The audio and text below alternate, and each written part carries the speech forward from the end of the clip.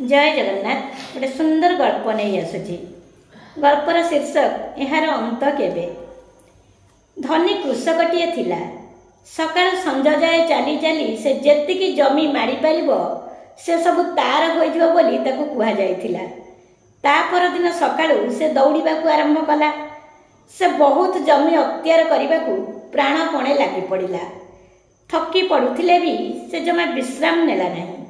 अपराह्न पर्यंत से सेमती दौड़ी चलु थाए।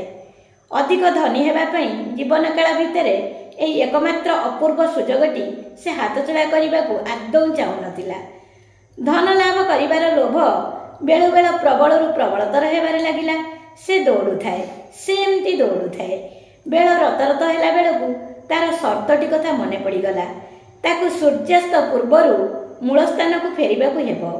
तार धन लालसा ताको अनेक बाट नहीं जाइथिला।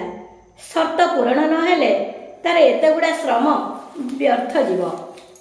तेणु सूर्यास्त समय को दृष्टि रे रखी से बाहुड़ीबाकू आरंभ कला।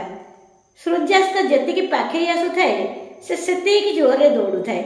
दौड़ी दौड़ी से अणनिश्वासी होई पड़िला। तथापि अटकिला नहीं। ताकू सूर्यास्त पूर्वरू मूल स्थान रे पहुँचबाकू पड़िबो। तार धैर्यच्युति घटिला। से लक्ष्य स्थल रे पहुँचु पहुँचु भूमि रे टली पड़िला। तापर सब शेष। अवश्य सेतेबेलकू सूर्यास्त होई न थाए।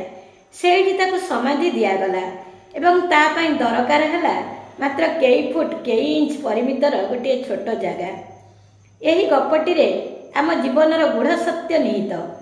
एथिरु आमको अनेक किछि शिखिबार अछि। कृषकटी धनी हेउ बा न हेउ, जे कोनोसी लोभग्रस्त मनुष्यर यह ही शेष परिणति।